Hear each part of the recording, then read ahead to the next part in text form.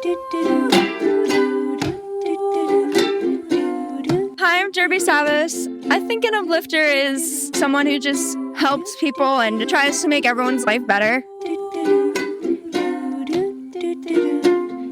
Welcome to the Uplifters podcast. I'm your host, Aranza Savas. And today I am joined by Dr. Marcia Morgan. She's worked in the criminal justice field for over 45 years. Throughout that time, her goal, her energy, and her emphasis has been on helping to give women a voice. She started her career in law enforcement and as a jail correctional officer. She's a criminologist. She's the author of numerous books and journal articles. She's a researcher, a trainer, a consultant on crime issues for organizations like the U.S. Department of Justice and the Pentagon. With her expertise in gender and crime, she's spent a lot of time in prisons around the country examining culture and sexual misconduct issues. She was also selected to represent the United States and Italy at the International NATO Conference on Victimization. And she heads up one of the first all-female sexual assault law enforcement units in the U.S. working with victims. During that time, she and a colleague developed the original anatomical dolls that are now used in 40 countries worldwide in forensic interviews with child sexual abuse victims. And when I first heard about Dr. Morgan, I felt just an extraordinary and profound level of gratitude that women like her exist in the world, in these largely male-dominated environments, to advocate for the safety and the well-being of these women who often go so underrepresented. And then I was thrilled to hear that Marcia has taken her work and expanded it to explore the needs of women everywhere. I have talked to a lot of women in my own career, of course, about their dreams and their goals and what fulfills them and what drags them down. And one of the big themes that's come up again and again in my work is a sense that it's just too late to go or do or be whatever it is we want to go or do or be. And so today I am thrilled to talk to Dr. Morgan about her new book, Go! How to Get Going and Achieve Your Goals and Dreams at Any Age. Dr. Morgan, thank you for being here. Thank you. It's an honor to be here. Thank you for asking me. So what was going on in your life and in the world that made you want to write this book at this time? Well, it stemmed, like you said, from my career working with women. I worked in the latter part of my career with a lot of women in prison. And one of the things that I noticed with the women was that they lived moment to moment. They often didn't think about what they were doing 15 minutes ahead of what was happening in that day. Yet when you started talking to them, they had dreams, they had hopes that somehow got squished along the way. I shared a lot of that with my friends on the outside, a lot of my women friends, and they went, oh, the same thing happened to me. This is not unusual. And yet there were some common threads that women share of the types of roadblocks and hurdles and barriers that they experienced.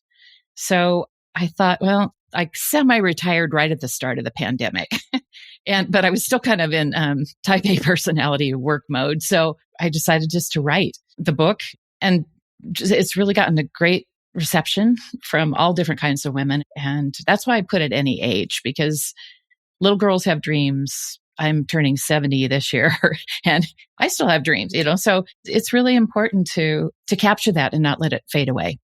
We really shortchange ourselves by believing that there's only this one tiny window of life where we get to go after what we want. Because I feel like teenagers are told it's too early, and anyone over, 35, 40 is told it's too late. And so there's just like to believe that there's just this instant where we have to do and be all of the things we want to do and be just feels insanely narrow. especially in a time when life expectancies are longer than ever. Our potential for a high quality of life can extend all the way into our 80s and 90s. My grandmother's 94 and she still runs every day and she practices yoga every day. And she's dreaming about building a treehouse before she dies. So there is no limit to this any more than, my daughters when they were 3 and 4 who wanted to be mermaids. And that still may happen. Who knows? You never know. But to your point, we all have dreams. So and I suspect you have approached this as a researcher, what trends or patterns have you seen in our limiting beliefs about why we don't keep going? Well, I think this is kind of a broad statement, but I think life gets in the way.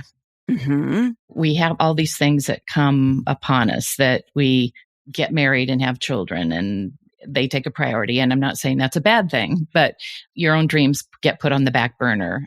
Maybe you graduate from high school or college and you take a job to pay the bills, and then you wake up all of a sudden and go, oh, it's 10 or 15 years later, and I'm just not being mindful of what's going on in my own life. And I'm dissatisfied. I don't know why I took that job except to pay the rent and blah, blah. So that type of thing is usually what gets in the way. And then who's around you? Mm-hmm. I think that's a big part of your show. We really are influenced by not just family, but what our friends are saying and doing. So all that kind of makes this cocktail of what's happening in your life and what you really want to do or end up doing, whether it's what you want to do. We get in that river and we just start kind of flowing with that stream. Yeah. And there is loss and there is birth and there are relationships beginning and ending and jobs beginning and ending and homes changing. And in the shuffle of all of that maintenance and trying to survive, dreaming anything bigger or different outside of survival gets really tough. Yeah. And I think I keep going back to the mindfulness. I know for myself that I can get really busy with lots of things and get distracted by many things. But what I do every Monday, and I have for years, is have coffee with myself and really take time to think. It's not just to look at my to-do list for the next week, although I do that, but it's also just to kind of check in with myself. And I find that alone time, and maybe it's just 15 minutes or maybe it's an hour at a coffee shop. It's really helpful to get myself grounded in terms of what I want to do, not just a meditation thing, but really kind of a focus time on those goals. And a lot of people think goals are very business sounding. Maybe you can use the word dreams or aspirations or whatever you want to call it, but it's a good time to do that sort of thing. We're all either kind of the waiters or creators in our life. We either wait for life to happen to us. Mm-hmm. And I actually know one person who will remain nameless. She just wants to keep things so status quo and is so afraid that any of change or anything that's going to happen in her life that she's frozen to do anything beyond maintenance, keeping things the way they are. Or then there's the other people who are the creators and they really want to create the life that they want to have. And so it's sort of analyzing, what are you doing now? What questions do you ask yourself during these coffee dates with yourself? Well, how am I feeling for starters? And am I happy? Am I frustrated? Am I overwhelmed with too many tasks? And then depending on those answers, I'll look at what's ahead of me today. Everybody does to-do lists differently. I always put my A lists or tasks and my B tasks. And then at the bottom, I hope I can say this on the air, but I put my fun badassery things that opt me out of being boring. And so sort of fun things that I want to be sure and do, that I want to be sure that's part of my day. I start each morning with a mantra that I have on my to-do list. I say, start each day with gratitude, and each task with dharma, love, grace, and compassion. You are the creator of your life, not the manager of your circumstances. Play full out and all in. Be awkward and brave. Good things come to those who hustle, so live with passion, rock the world, and buckle up. The biggest risk you take is not taking one. Rejection, mistakes, rewards means you are in the game. This is a quote from Abraham Lincoln. It says, "The best way to predict the future is to create it." I didn't know Abraham Lincoln said that, but I saw that the other day. And so I added it to my mantra. But, if I read that every morning, I think, yeah, okay, I'm going to have this day be amazing. And that's how I'm going to do it. And then what do you put on your fun list? I have a challenge with that. I don't know. Maybe other people out here have had that same thing after the pandemic. I really felt like this inertia set in. I really don't feel like I've got this same energy, excitement about life and I'm really working on trying to get that back. So I really do try to get out in nature. I have reconnected with a hobby that I started many years ago. And this probably sounds a little weird, but I collect tea strainers and infusers from around the world.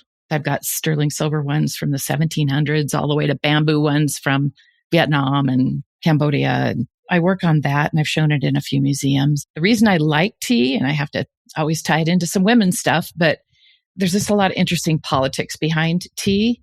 And the suffragists who worked on, getting the women's right to vote, one of the ways that they used to meet sort of under the guise of having tea. So they would go to their friend's house and have tea, but they would actually be talking about how can we get these men and others in the world to listen to us to get the right to vote. What a meaningful collection. Yeah. And so it sounds like you have several things going on here. Number one, your to-do list is it's a part of your environment that is reinforcing your intention to stay on purpose and engaged and motivated. And you are also using it as a forcing function to get yourself into the details of how to do that. Yeah. And to kind of keep on track, more or less, I guess you could say. Mm-hmm. Yeah. So I think the time management and organization is a big barrier that I talk about quite a bit in the book, actually, for everybody, but, women in particular, because we do multitask so much and are responsible for others in many, many ways, more than men, many times.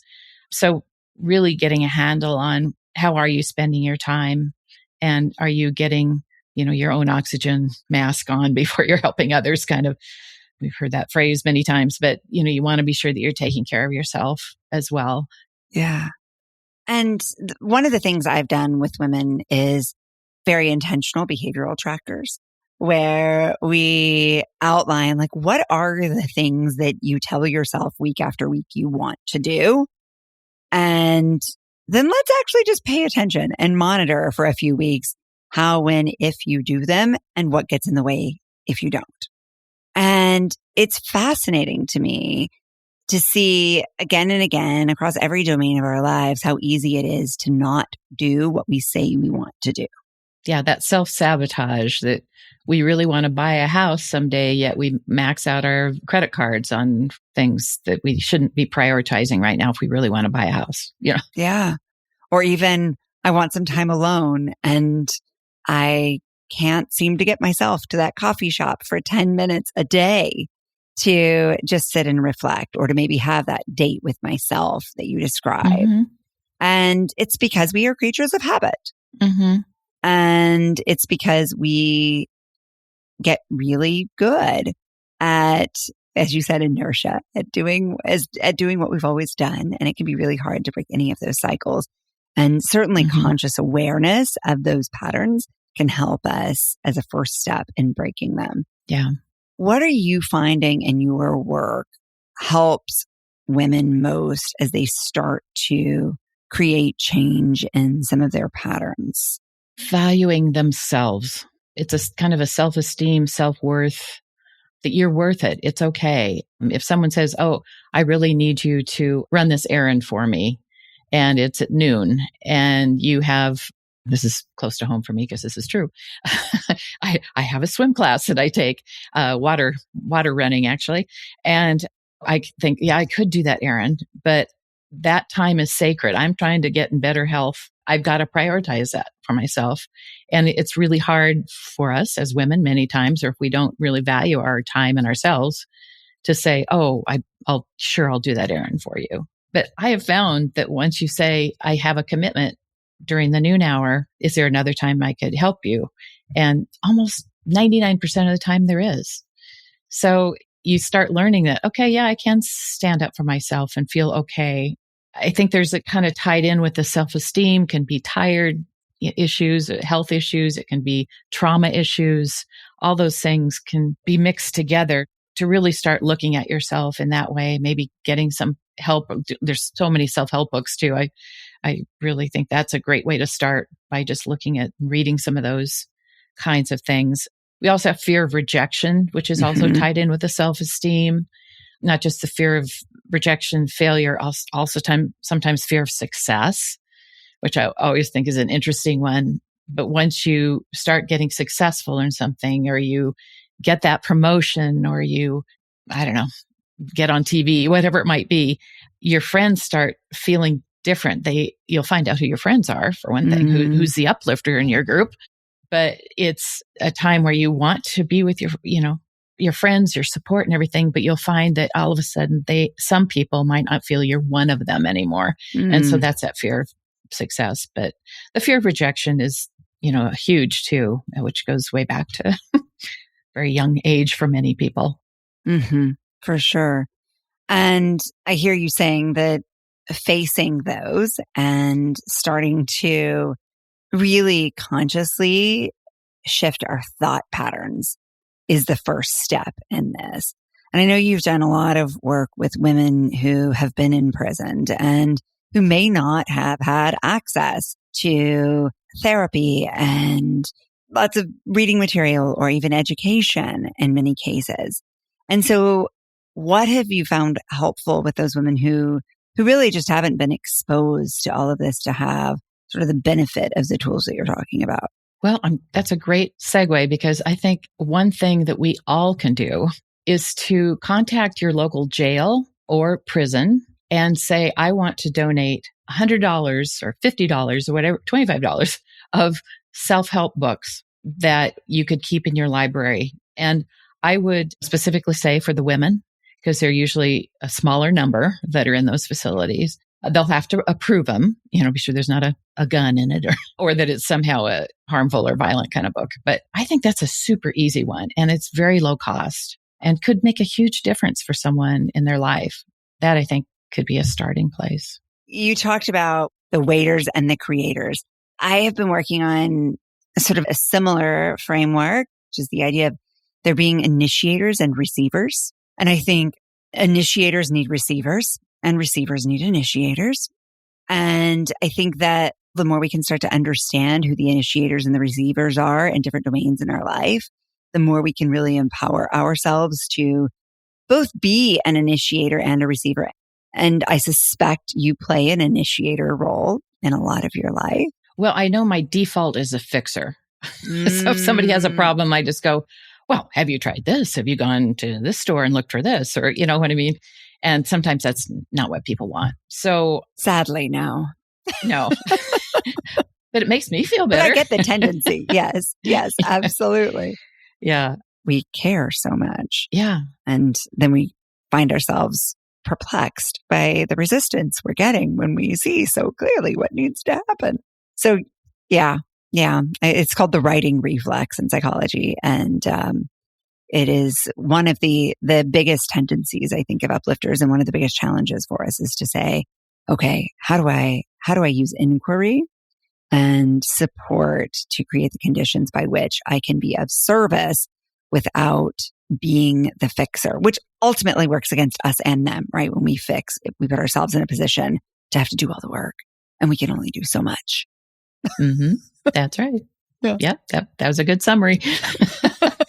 I feel like maybe at this the third part of my life here, last third, that I really feel that I do want to be a role model. And I think if people have told me that a few times through the years, especially with my work with sexual assault, when I would go to the legislature and wrote a bill to help victims, and those laws are still in the books today in Oregon, and some of the things that we changed nationally with the prisons, because so many of the women in prison, like almost 90%, have been sexually assaulted or abused. So it's almost a full circle thing from when I started my career in law enforcement, working with victims of crimes, any age, but they became younger and younger, and especially in the 1980s when people were aware more of child sexual abuse of boys and girls.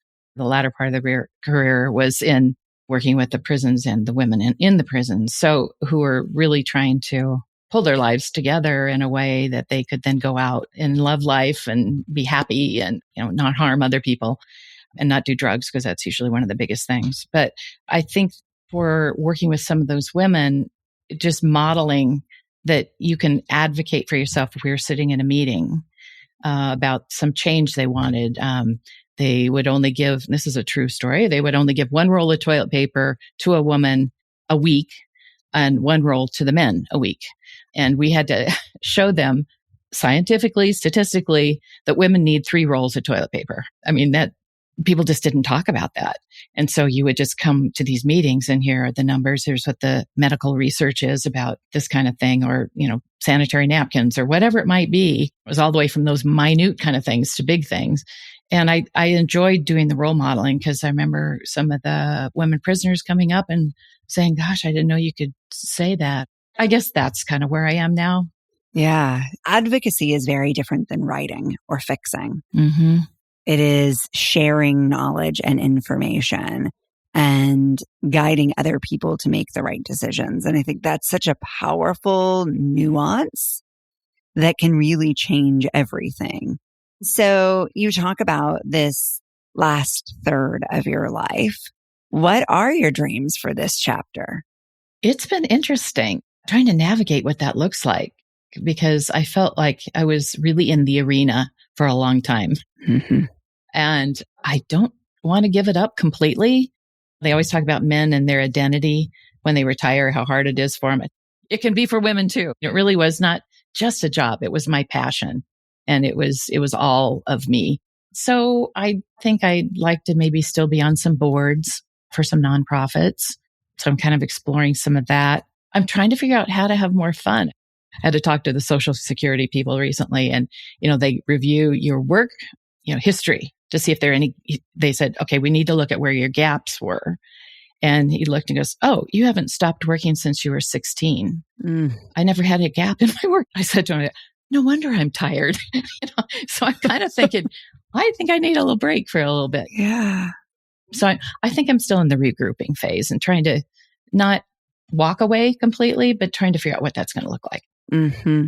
And as you look for those, one of the things that I like to work with women on is experimentation and taking an exploratory mindset toward finding these things. Mm-hmm. So we run tests, and the first experiment might be, what do you want to feel from that fun?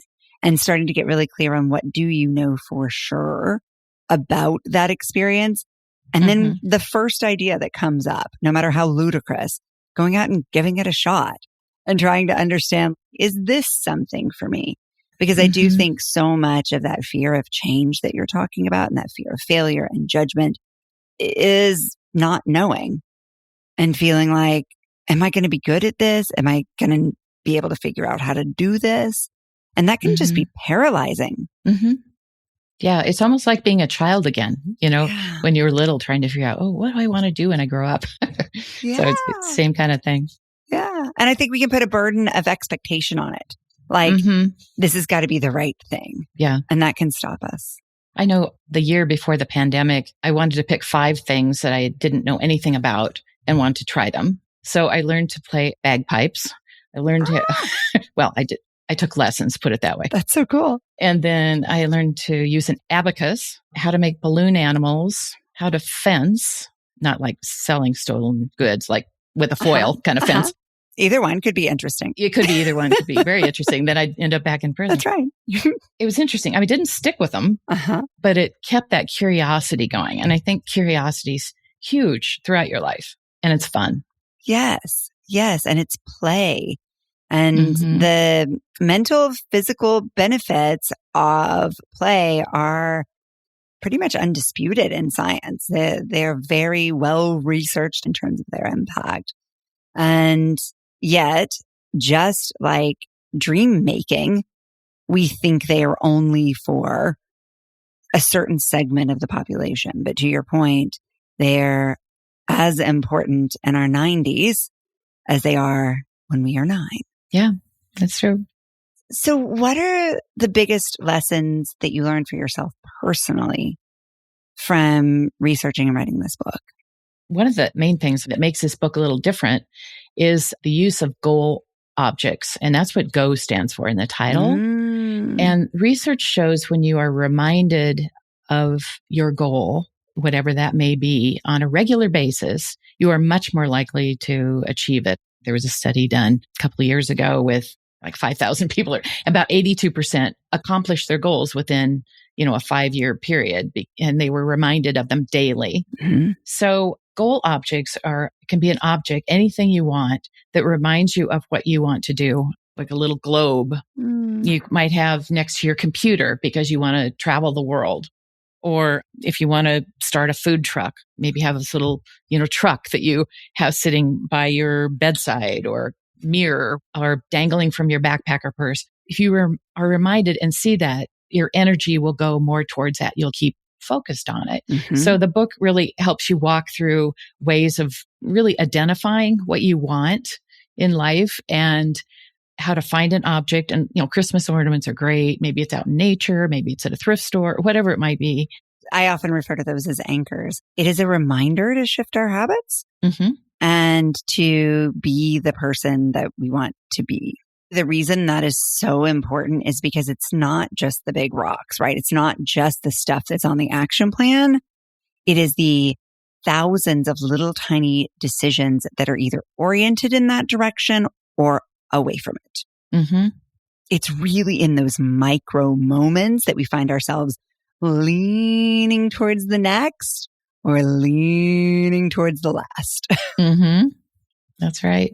It's also a declaration of what we want. Mm-hmm. And I think women are so conditioned in so many cases to not want more or to just be Mm-hmm. happy with what they have or to follow the conditioned and preordained path. These tiny moments of saying to ourselves and then saying to someone else, actually, this is what I want. Mm-hmm. Those little whispers are powerful because every time we say them, we get a little more confident saying them. They sound a little less crazy to us. And in that, we allow ourselves to lean more into them. Mm-hmm. Yeah. And it kind of puts it out for the universe too. I remember somebody telling me they had something dangling from their backpack and they were on an airplane and met somebody and they said, "Oh, what's that?" And I said, "Oh, I want to go on a safari or whatever." And the person knew somebody a good friend who ran a safari thing. Everything came together and it's for you, but it also helps you talk about it with others, and gets it out there in the world. It can be a first step toward becoming what we want to become. Mm-hmm. Exactly. And just thinking about it. I mean, there are, Mm-hmm. like I said in the book, there's these steps on really fine tuning about, what did you want to do when you were 12 years old? What happened to that dream? What are all these things that got in the way? So you kind of get down to that core. What do people tell you they really notice in you? Or what do you notice in yourself about your personality? Or when you lose sense of time, what makes you happy? So all that stuff is really important to look at. Yeah. And I love that you're asking these questions because we all need to ask ourselves these questions. Mm-hmm. And at every stage of our lives, those are going to change. And sometimes we have not honored those oldest and dearest dreams or spent the time understanding what is it that has really been getting in the way?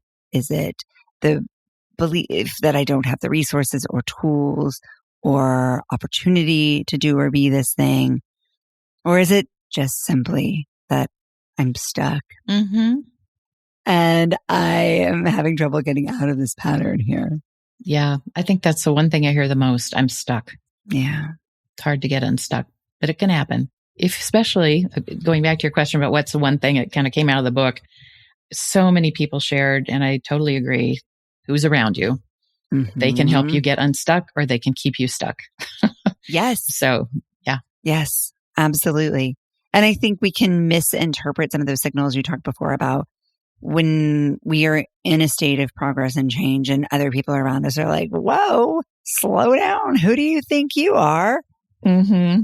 Those people are not our encouragers. Yeah. They are not the people who are going to help us cultivate our own self-belief and growth. Mm-hmm. It doesn't make them bad. doesn't mean they love us any less. It just means that they have a lot of fear about us changing. But I think it can feel like a reinforcement of our own fears when we hear those people.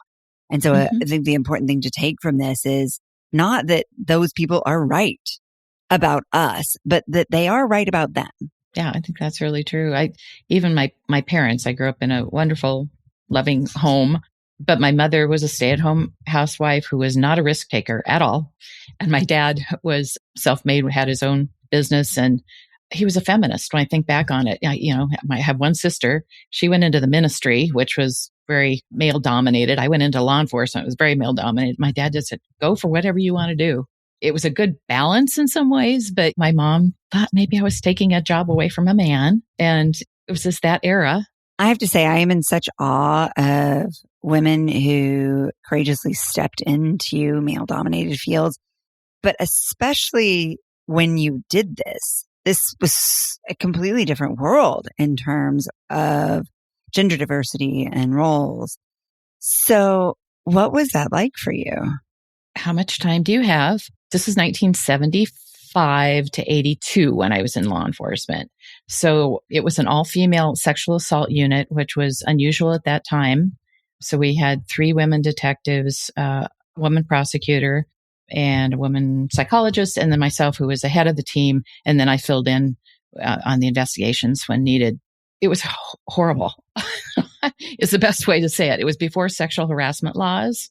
We were the only women there. Some of them got groped during, our trainings. I remember sitting on the phone talking to a survivor one time, and my lieutenant came behind and, put his finger in my ear and rolled it around. And I would be told to wear short skirts, on the day of my evaluation. And then, I'd have this phallic cactus show up on my desk. A lot of those people that did some pretty horrific things back then. There was a picnic, I guess probably about 7 years ago, where it was a reunion kind of thing.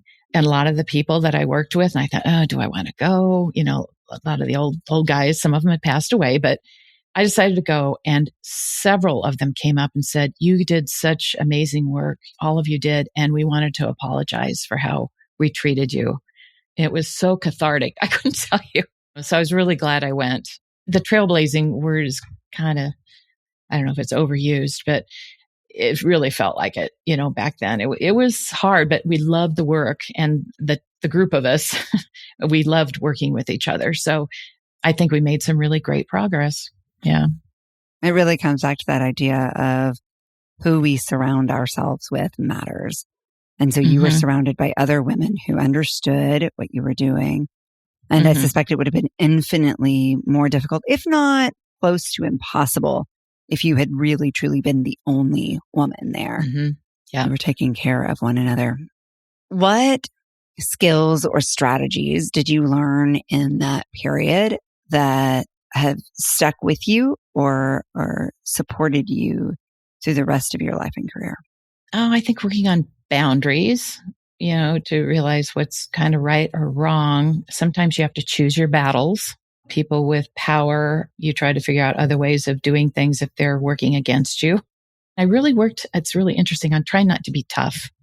I mean, tough in terms of hardened, maybe is a better way to say that. I think I got tough. I still want to, navigate the world as a female. I'm really happy to be a female, but I don't want to be so hardened that I'm cut off to feelings of other people. And you can get that way very easily in law enforcement or working in prisons. So it's an interesting balance too, that I really had to navigate, and still had a sense of humor and didn't think everybody was bad in the world. I think that happens as a defense mechanism, and how much it says of you that you were conscious and aware of staying in integrity with yourself. And I do think that that's something that pioneering or trailblazing women tend to experience, maybe disproportionately, is in order to belong, in order to survive, figuring out how to do it the way everybody else is doing it. And that was the common way, right? With the male-dominated way in a male-dominated profession. And yet it sounds like your superpower was being within this very male-dominated world and staying true to yourself somehow. Yeah. When we talk about going after our dreams and goals, I think it comes back to the same thing, which is to show up for ourselves and our dreams with the same integrity that we show up for everyone else in their dreams. Mm-hmm. Yeah, well said. Most of us uplifters wouldn't think of not showing up for a person we'd made a commitment to, but we do it for ourselves all the time. We put our own needs and our goals last. We neglect them or go into them half-heartedly. And I think the reminder in all of this is to go all in for ourselves and to show up for ourselves. I am so excited for you in this next chapter. I have a hunch you're going to do all sorts of interesting and surprising things in this next third. And you are now in our environment and you are lifting us up. And that is the beauty of Uplifters rising together, is that by sharing your story, you've triggered all of us to start to consider what goals and dreams we've been sitting on in the nest for all of these years and what might be possible for us if we decide to let them hatch and fly. Yeah, that's right.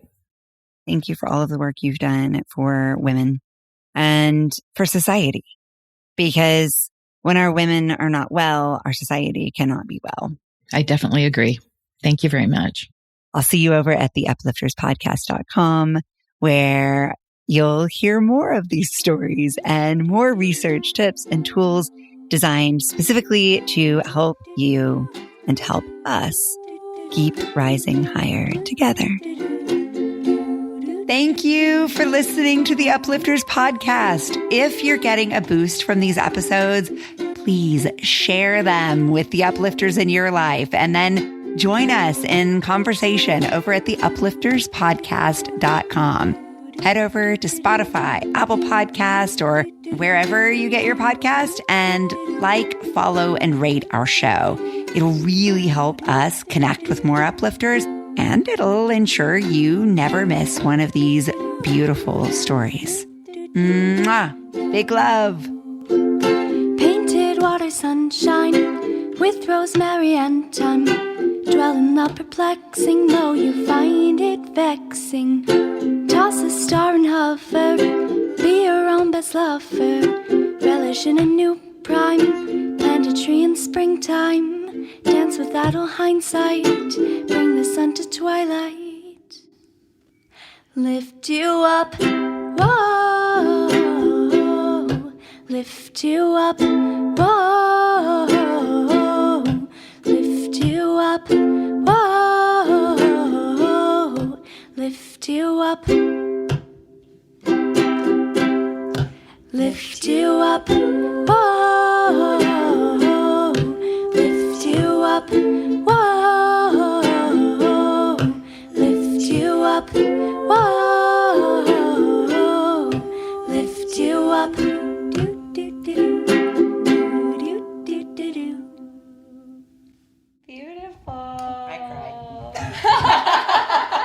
It's that little thing you did with your voice.